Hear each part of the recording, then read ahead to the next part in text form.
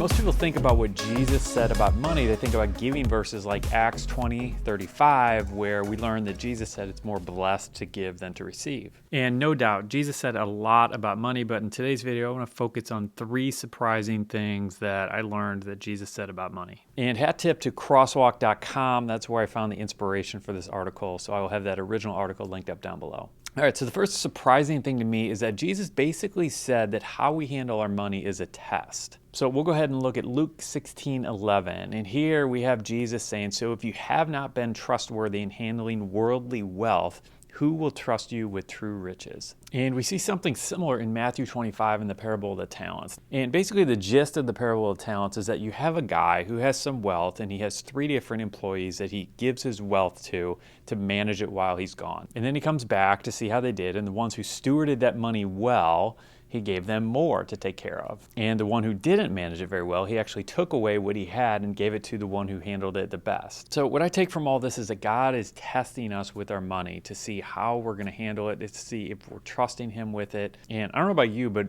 I want to pass the test. All right, next surprising thing that Jesus said about money is that we should pay taxes. And I wish I could pay taxes the way Jesus did in one of these passages. So if we look at Matthew 17:27, we have Jesus saying, but so that we may not cause offense, go to the lake and throw out your line. Take the first fish you catch, open its mouth, and you'll find a 4 drachma coin. Take it and give it to them for my tax and yours. Yeah, you just can't make this stuff up. I love it. And then in Matthew 22:17, Jesus gets a little bit more kind of specific with all this.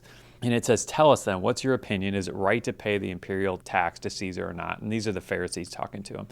But Jesus, knowing their evil intent, said, you hypocrites, why are you trying to trap me? Show me the coin used for paying the tax. And they brought him a denarius, and he asked them, whose image is this and whose inscription?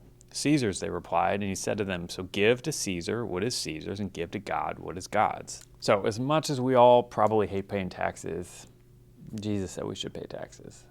All right, next surprising thing Jesus said about our money is basically that we should budget our money. In Luke 14:28-30, Jesus says this, but don't begin until you count the cost, for who would begin construction of a building without first calculating the cost to see if there is enough money to finish it? Otherwise, you might complete only the foundation before running out of money, and then everybody would laugh at you. They would say, there's a person who started that building but couldn't afford to finish it.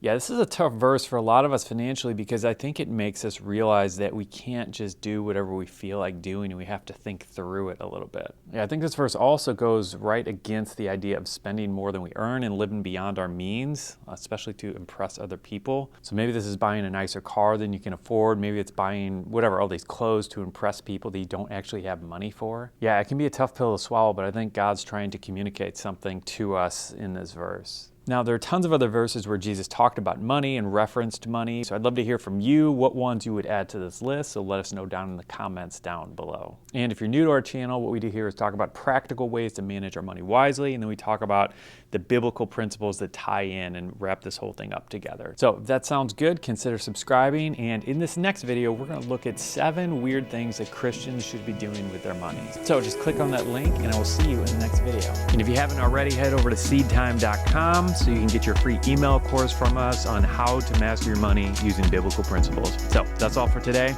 Have a great rest of your day. Adios.